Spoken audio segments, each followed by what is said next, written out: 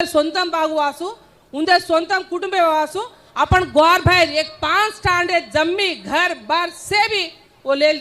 लेन से को दोंग संतकाल करतानी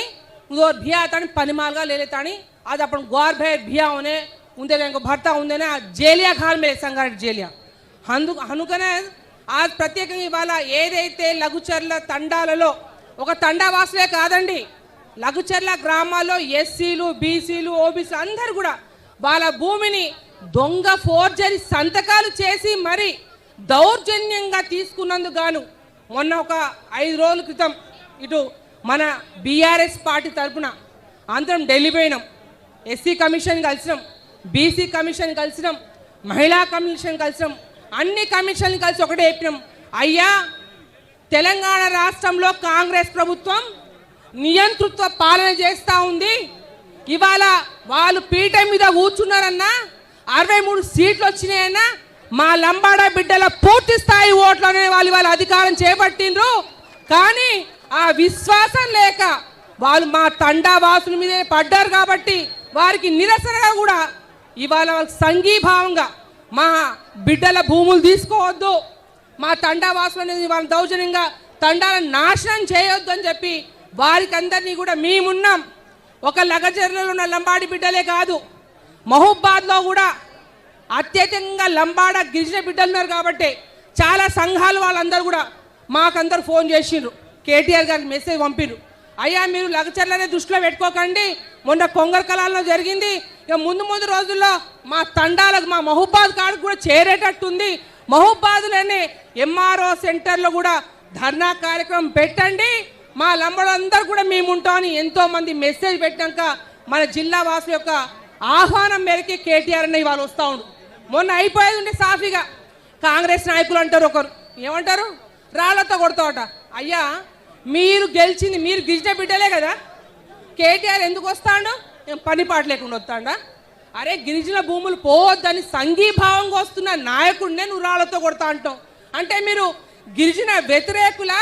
మీరు కాంగ్రెస్ వాదులా చెప్పండి అంటే మీకు గిరిజన బిడ్డలు కావాలా మీ పార్టీ కావాలా ఆలోచించాలి చూడు చెప్తా ఉన్నా కాబట్టి అదే కాదు ఏం చేసిర్రు ఇన్ని రోజులేమో కర్ణాటకలో 6 గ్యారెంటీలో 7 గ్యారెంటీలు అయిపోయి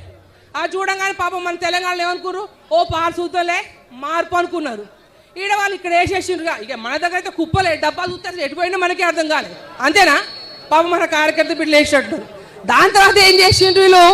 నిన్న మహారాష్ట్ర రాష్ట్రకి తింగురంగానే అందపోయింది ఎవరో పేరు ముఖ్యమంత్రి బాయ్ మంత్రులు బాయ్ ఆంధ్రబాయ్ ఏమైంది 288 సీట్లు ఉంటే ముడ్డి మీద వాత పెడితే నీ తల్లి కథం ఎటుపోయారు ఎంత 16 సీట్లు వచ్చాయి కాంగ్రెస్ పార్టీకి ఇక ఖేల్ ఖతం దుగాణం బంద్ అయ్యా మురిసిపోకండి 4 ఏళ్ళు మీరే ఉండండి మాకేమి ఇబ్బందులే కానీ మళ్ళీ వచ్చే ఎలక్షన్లో ఈ గిరిజన బిడ్డలకు మీ ముడ్డి మీద వాత పెడతానని చెప్తున్నాం మీకు ఎందుకంటే ఇప్పుడే అనుకుంటున్నారు మన ఫేస్బుక్లో చూసిన ఒక అన్నకు ఒక మీడియా మిత్రుడు వాళ్ళకు ఇంటర్వ్యూ చేసిండు మీకు అన్ని రైతు బంధు వచ్చిందా తులం బంగారం వచ్చిందా అంటే వచ్చిందని ఎక్కడంటే దొంగలు ఎత్తుకోపోయినట అంటే ఏంది కాంగ్రెస్ దొంగలు ఎత్తుకోపోయినా అర్థం అన్నట్టు తులం బంగారం వచ్చిందా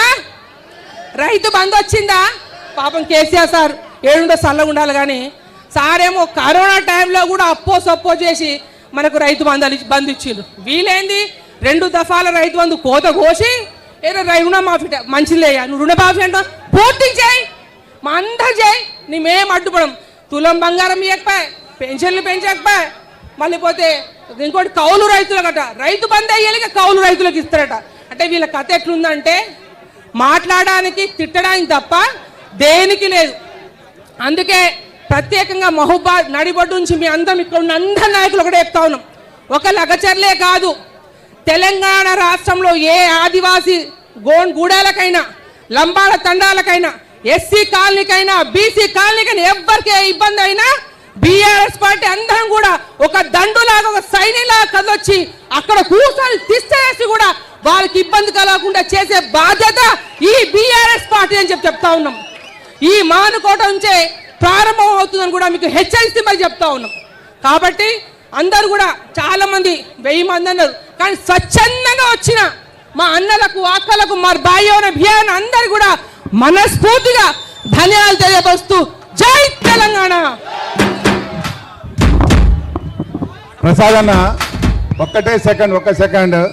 మీకు దండాలు, నేను వస్తున్నా.